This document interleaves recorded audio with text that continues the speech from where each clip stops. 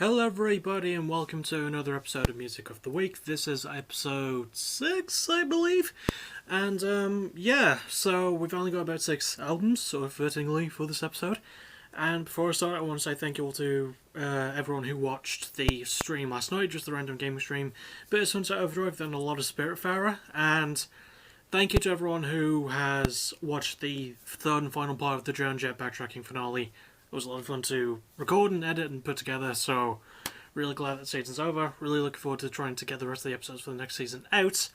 But that's for the future, and we're here to focus on the present, and I don't know why I'm doing this voice now, but we have 6 albums to go through, so let's go through all of them. Yeah. And we're starting off strong, Cheap Meat with People Are the Worst. Now, I've actually been a fan of this band for about 6 years, ever since I heard their song, Sweetness Take Me Back. And I've heard like a couple of those in between, and I know they've got a couple of EPs out, but I was waiting for a full, proper album. This is a full, proper album. It's really good. I'm giving it an A+. It's in contention for my favourites of the year, and spoilers for the next episode, there is an album in that's in contention for favourites of the year, but this is absolutely amazing, sort of pop punk rock, alternative rock thing between this trio from London. Amazing stuff, really heartfelt lyrics, intricate guitar work, which you really don't expect from people in this sort of like genre, but they have that in spades. It's absolutely fantastic. They'll perform to the best of their abilities. They're released on their own record label titled The Jerk Store, which is a fantastic name for a record label, so yeah, listen to this one. I can't really give it any more endorsement. I don't think I could come up with new ways to sell it. So, get it and listen to it. Next up, we have the Nopes with Jork? Jerkenschmation? Nopes. These are a punk rock, sort of noisy, noise punk, to be more specific, group from, I believe, somewhere in America. And this is their 3rd album, from what I understand. And, fuck, where the hell have these guys been for so long? I'm giving this one an A. I really enjoyed it. Really good satirical lyrics. Amazing performances. Really good instrumental work. The production on this is just brilliantly handled. It can feel a bit too long, but that's really the only detriment that it has. It's a really good album, full of a lot of just really fun bits to it, and it does have a bit of a bite to it as well. And it's loud and proud and doesn't really hold anything back, and I love it when an album does that. And if this is the 3rd album, I will have to check that because I'm not fully sure, but I think it's their 3rd. I will happily go over their other ones because this is good shit, and I recommend you pick this one up too because it's worth it. Next is Portrayal of Guilt with We Are Always Alone. These are a metal group, sort of in the black metal, sort of post-hardcore scene. And normally those are genres that would go quite well together because black metal really is just like post-hardcore but with a lot more metal thrown in and not just like metalcore. But there was just something about this one, I don't know. I'm giving it a C because this is still sort of early into the band's career, I think. I don't know a lot about them. I think it was just mostly the lyrics, and a lot of the songs feel like they're a bit out of place, like there are some that could have been here, some that could have been there.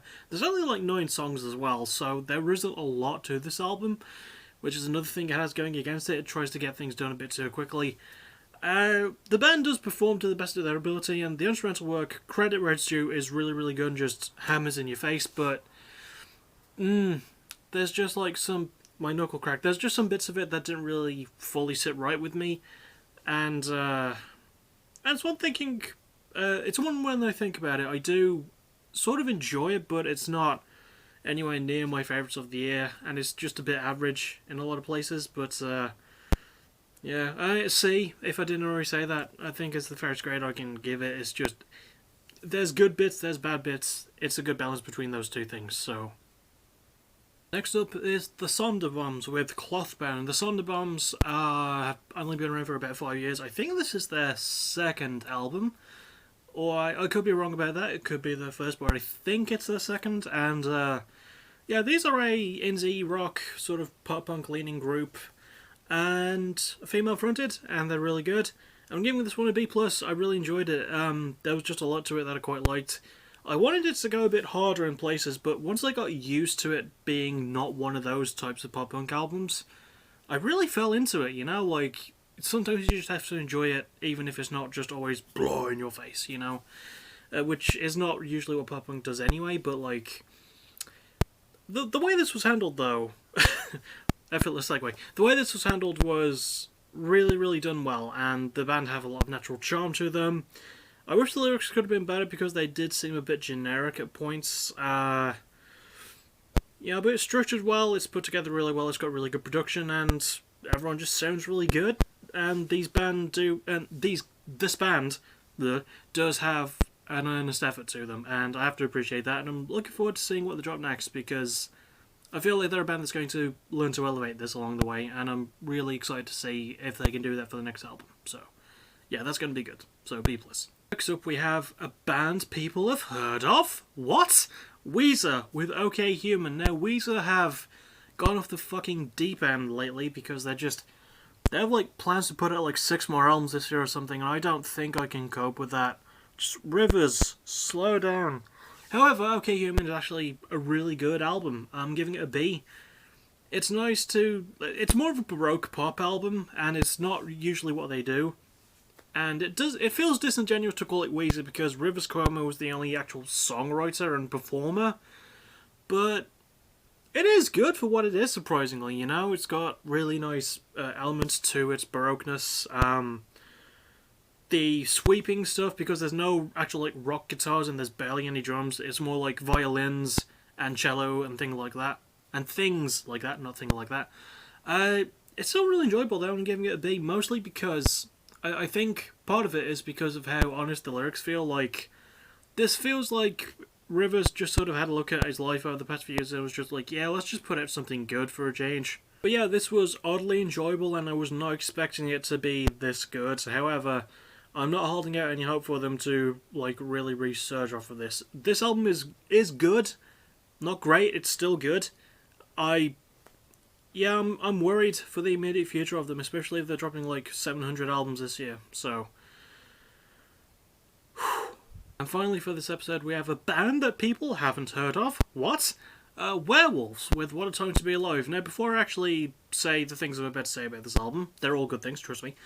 Why do more metal bands not incorporate horror names? Werewolves is a great name for a metal band. It just is. I mean, okay, vampires is a little bit cheesy, but like, you know, zombies could be good. I'm pretty sure there's a band named The Zombies. You know, Werewolves is a fucking great name for a metal band.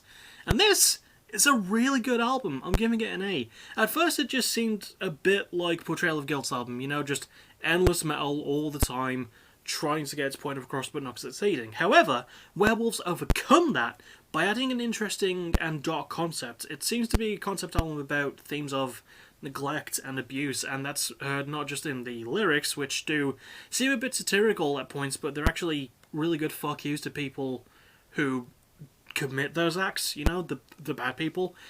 And it also uses sound clips as well. I don't know what movies or TV shows or whatever these sound clips might be from. They could be all original for all I know.